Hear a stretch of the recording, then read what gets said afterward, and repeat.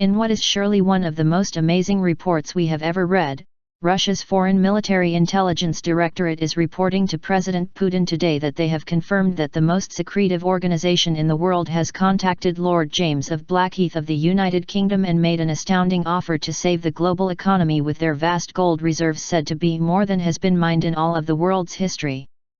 According to this report, representatives of the secretive Poor Fellow Soldiers of Christ and of the Temple of Solomon, otherwise known as the Knights Templar, contacted Lord James this past April in what is believed to be their first overt contact with the world since they were ordered disbanded by Pope Clement V in 1312.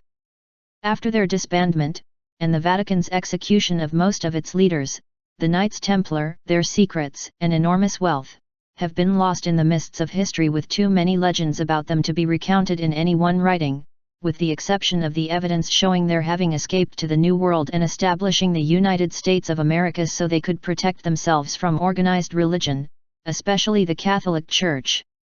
In one such legend about the Knights Templar we can further read.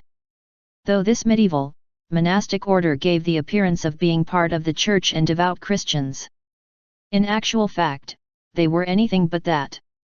Yes, they were a monastic order, they'd been approved by the Pope, and they were virtually independent of all civil and other church authorities, being responsible through their Grand Master to the Pope and the Pope alone. But in actual fact, they'd been founded by a group of families who had a very different and a very heretical view about Christ and his teaching. They had kept that teaching alive in secret for nearly 1,100 years and conspired to set up a counterbalance to church power.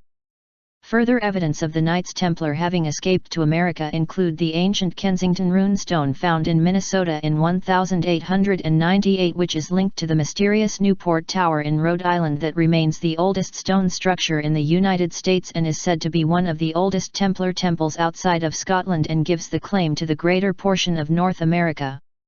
The Knights Templars' ascendancy to power in America was accelerated in 1693 with the founding of the College of William and Mary in Virginia under a charter issued by King William III and Queen Mary II and which taught the ancient secrets of this order to the vast majority of what are now called the Founding Fathers of the United States, including Thomas Jefferson and 16 of the signers of the Declaration of Independence. Queen Mary II, 1662–1694, was long believed to an ardent supporter of the Knights Templar, if not an outright member, and ruled as a Protestant after the overthrowing of her Roman Catholic father James II and 7, 1633–1701, in the Glorious Revolution of 1688 that granted to all British subjects for the first time in history their revered Bill of Rights, and which barely a century later was, also, given to the American people. From this new beginning for the Knights Templar in the United States, until this present day, this report continues, 14 U.S. presidents have been directly associated with them as being members of the name their organization goes by in America called the Masons, and includes their first president George Washington. Content to operate behind the scenes of power in the United States these past nearly 2.5 centuries, the Knights Templars have, also, been greatly feared, and as evidenced by the 26th President of the United States, Theodore Roosevelt, stating about them, behind the ostensible government sits enthroned an invisible government owing no allegiance and acknowledging no responsibility to the people, and the 28th President of the United States, Woodrow Wilson further stating, since I entered politics, I have chiefly had men's views confided to me privately.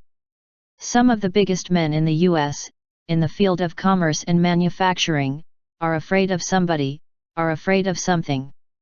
They know that there is a power somewhere so organized, so subtle, so watchful, so interlocked, so complete, so pervasive, that they had better not speak above their breath when they speak in condemnation of it.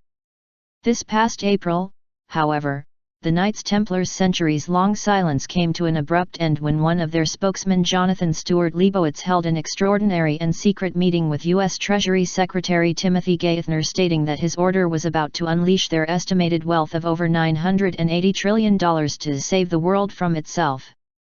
Important to note about Jonathan Leibowitz besides his being educated in the Knights Templar College of William and Mary in Virginia, and his brother, Larry Leibowitz, being one of the most important men in America as the chief operating officer of the New York Stock Exchange, is that he was recently named as being the most influential man in the United States under his stage name of Jon Stewart, and who hosts a faux news program called The Daily Show.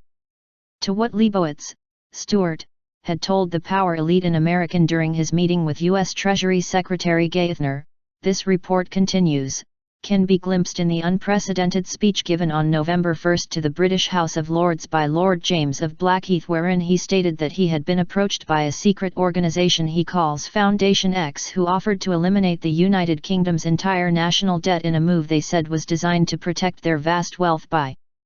protecting the entire global economy.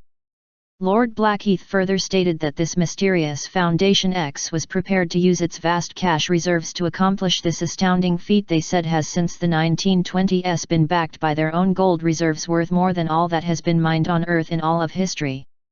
In an interview with Sky News this past week, Lord Blackheath also stated that his investigation into the mysterious Foundation X found all of their claims to be true.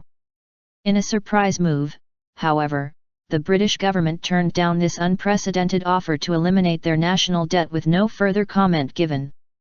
To the next moves Foundation X will take, who this GRU report states emphatically are the Knights Templar who control America, after being snubbed by a British government growing ever closer to the Roman Catholic Church, it is not said.